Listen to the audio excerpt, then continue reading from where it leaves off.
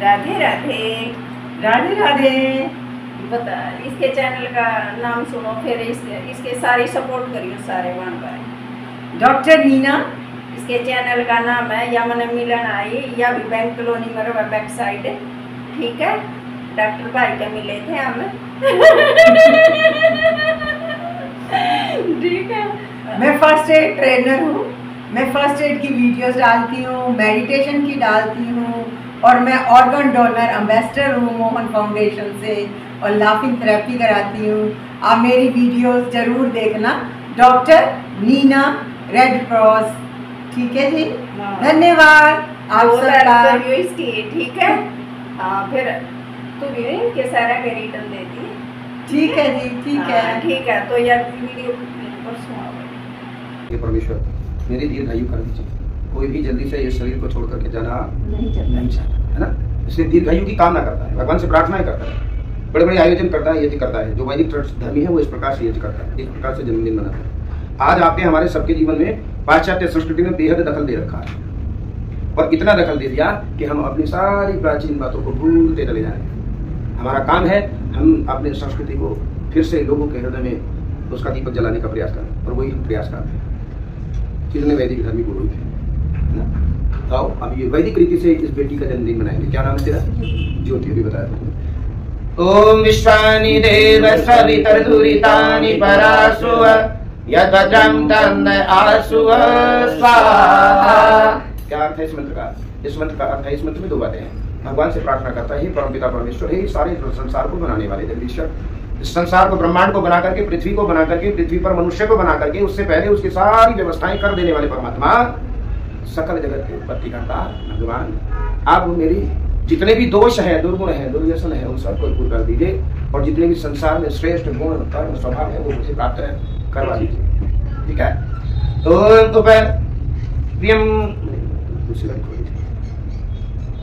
ओम उपप्रियम परिपरतम युवानमाहुतिवृद्धम अगन्म विप्रतो नमो दीर्घमायु कृणोतु मे स्वाहा। ओम इंद्र जीव सूर्य जीव देव देवादिव्यासमं सर्वमायुर्व्यासं स्वाहा।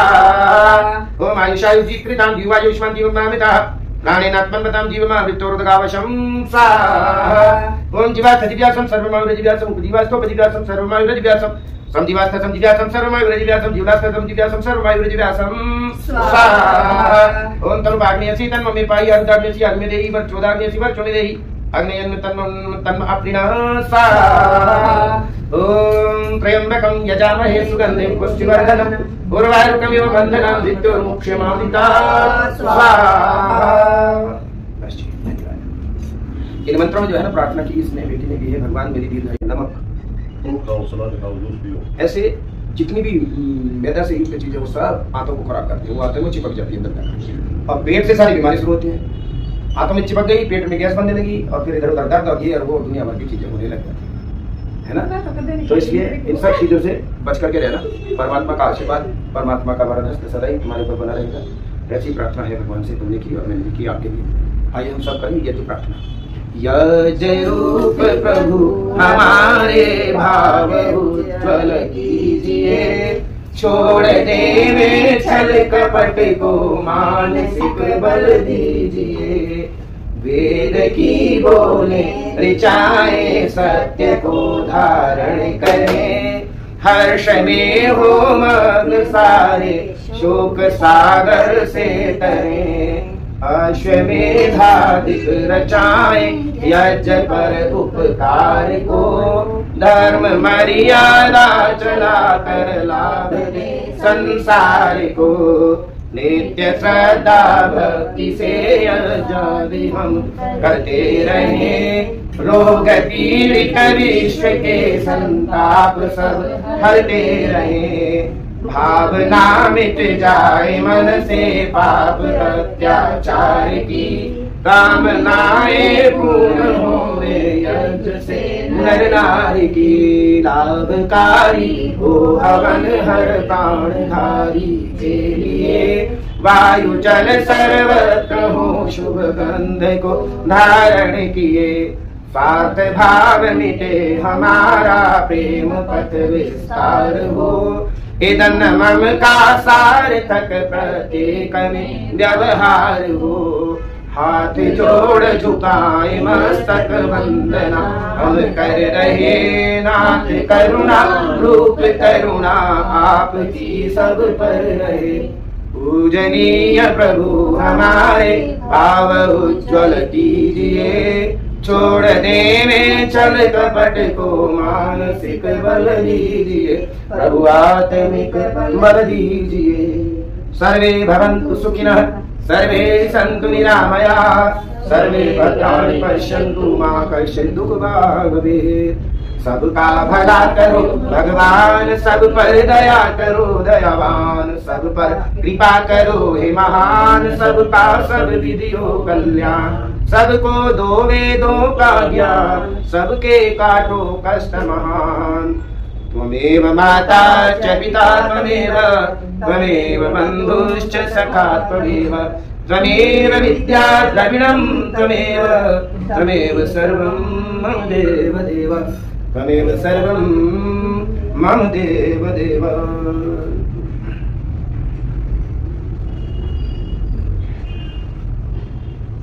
अब जो दूसरा यज्ञ है ये पाकशाला का यज्ञ होता है, जो आप करने जा रहे हो, जिसको कहते हैं चलो खीर का भोग भी लगाते हैं, वो पाकशाला का यज्ञ होता है। उस यज्ञ का नाम है बलि वैश्वदेव यज्ञ। अब बलि का मतलब ये नहीं कि देखो काट के डालना है उसको, बलि का मतलब उसका भाग निकालना है। किसका भाग निकालना है? अदृश्य प्राणियों की मृत्यु हमसे हो जाती है रोजाना। जब झाड़ू लगाती हो, पोछा लगाती हो, तो जो आंख से न दिखने वाले प्राणी हैं उनका अपने आप ही प्राणांत हो जाता है। उससे बचाव के लिए और अपने अन्न को शुद्ध करने के लिए ये बलि वैश्वदेव जी की व्यवस्था हमारे शास्त्रों में की गई।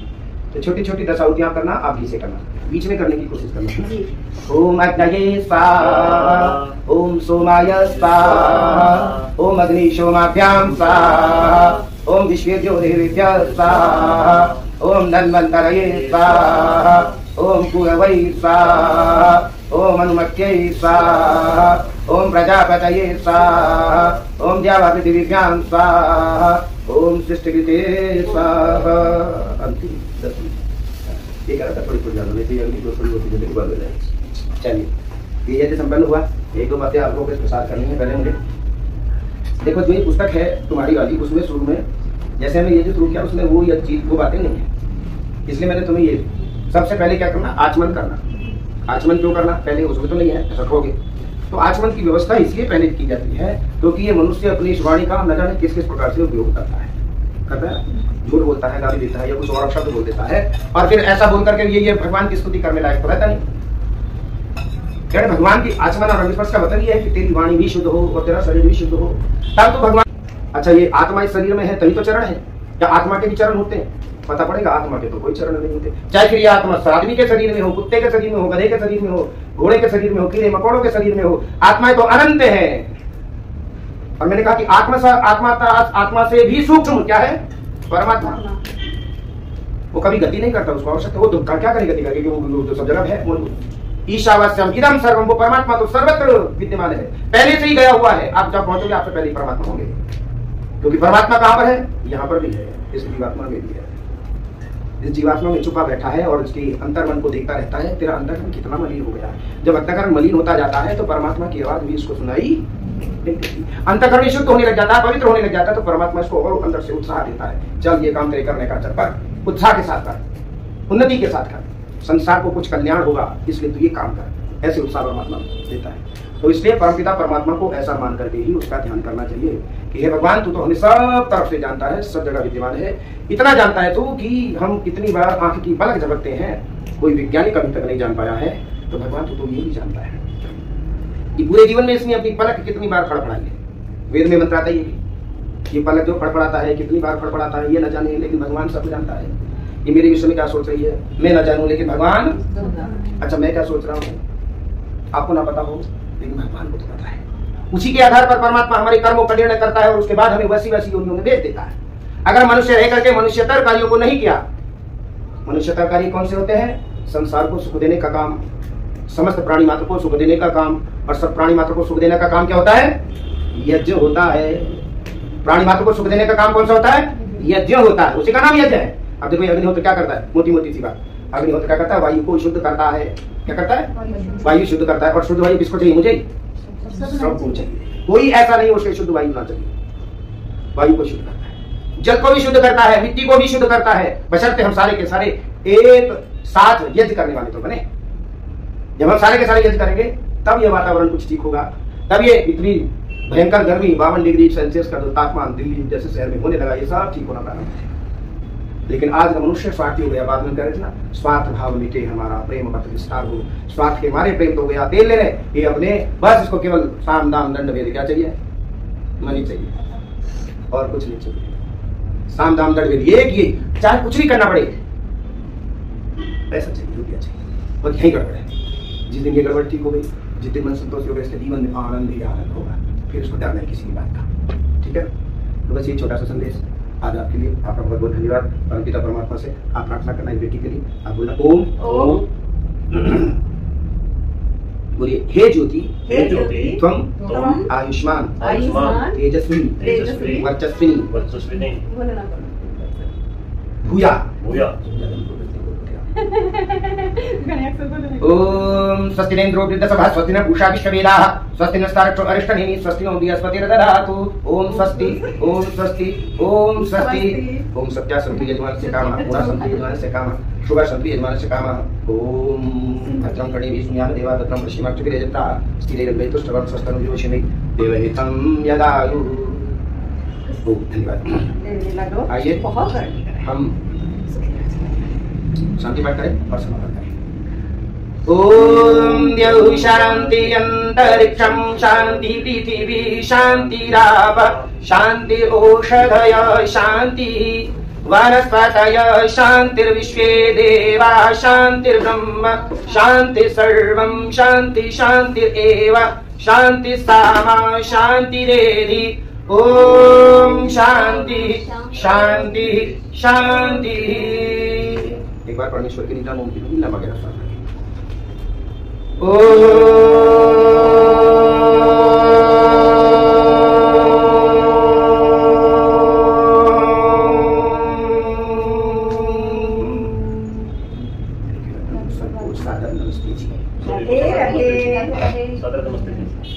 बहुत बढ़िया सर, बहुत तरक्की करा, बहुत लंबी उम्र, कमल की तरह मैंने छोड़ कर विदेश में चली जाऊं। जिंदगी में सहपाठी भी बहुत बढ़िया मिला मेरे लगो ना। सहपाठी? नो, जीवन साथी। जीवन साथी कौन? अच्छा, जीवन साथी कौन होता है? चलिए बात है, जीवन साथी कौन होता है? मैं गई था कहीं घूमने उड़ गई। कौन को जानने के लिए अग्रसर रहता है, ये तो न जाने और भावनाओं से ग्रसित होकर के सत्य को छुपाने का प्रयत्न करता रहता है। भगवान की स्तुति प्रार्थना उपासना हो गई, अगर अपने आप को संवारना शुरू कर दिया। इसलिए किसी का मैंने बहुत सुंदर बात कही थी। क्या बात कही थी? मिलता है सच्चा सुख केवल भगवान तुम्हारे चरणों में, मिलता है सच्चा सुख केवल भगवान तुम्हारे चरणों में, है विनती यही चिन चिन पल पल रहे ध्यान तुम्हारे चरणों में, है विनती यही चिन चिन पल पल रहे ध्यान तुम्हारे चरणों में, मिलता है सच्चा सुख केवल भगवान तुम्हारे चरणों में। यदि बैरी सब संसार बने, यदि बैरी सब संसार बने, मेरा जीवन मुझ पर भार बने, यदि बैरी सब संसार बने, मेरा जीवन मुझ पर भार बने, रहे ध्यान चाहे मौत गले का हार बने, रहे ध्यान तुम्हारे चरणों में, चाहे मौत गले का हार बने, रहे ध्यान तुम्हारे चरणों में, मिलता है सच्चा सुख केवल भगवान तुम्हारे चरणों में। कोई कहे कि भगवान की स्तुति करने से क्या होता है, तो कहता है भगवान की स्तुति करने से इतना बल मिल जाता है इसको कि चाहे पहाड़ जैसी मुसीबत भी अगर इसके सामने आ जाए तो भी ये घबराता नहीं। ये होता है भगवान की स्तुति। जब हर वक्त भगवान का दिमाग ध्यान रहेगा तो कुछ और गलत कर सकेगा नहीं कर सकते। ये भगवान मुझे तो देखता है, सर्वव्यापक है, सर्वत्र देखता है। चाहे संकट ने आघेरा हो, चाहे चारों ओर अंधेरा हो, चाहे संकट ने आघेरा हो, चाहे चारों ओर अंधेरा हो, पर चितना डगमग मेरा हो रहे ध्यान तुम्हारे चरणों में, पर चितना मेरा डगमग हो रहे ध्यान तुम्हारे चरणों में। मिलता है सच्चा सुख केवल भगवान तुम्हारे चरणों में। चाहे अग्नि परीक्षा में जलना हो, चाहे अग्नि परीक्षा में जलना हो, चाहे कांटों पर भी चलना हो, चाहे कांटों पर भी चलना हो, चाहे छोड़ के देश निकलना हो रहे ध्यान तुम्हारे चरणों में, चाहे छोड़ कर देश निकलना हो रहे ध्यान तुम्हारे चरणों में। मिलता है सच्चा सुख केवल भगवान तुम्हारे चरणों में, है विनती यही छिन छिन पल पल रहे ध्यान तुम्हारे चरणों में।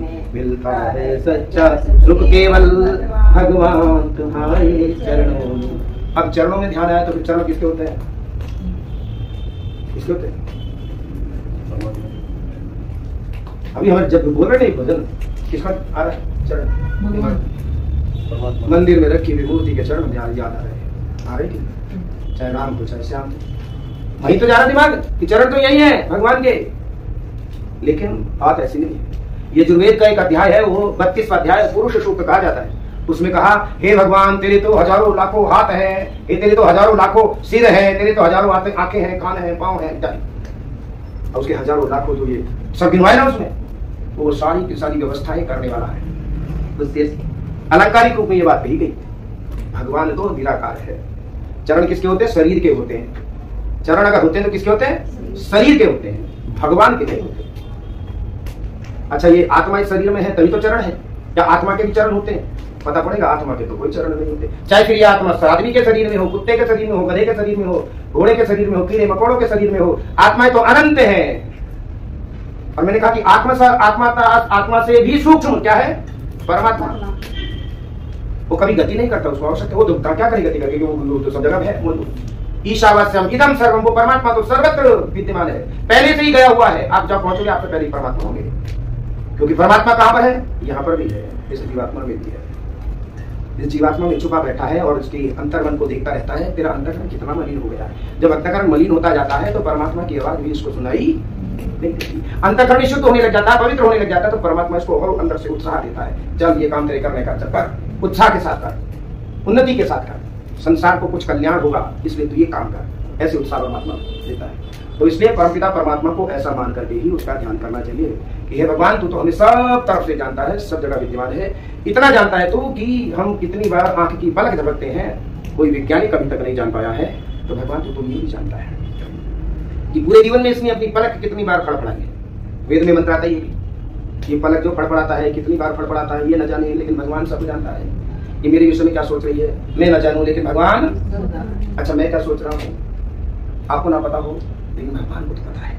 उसी के आधार पर परमात्मा हमारे कर्मों का निर्णय करता है और उसके बाद हमें वैसी योनियों में भेज देता है।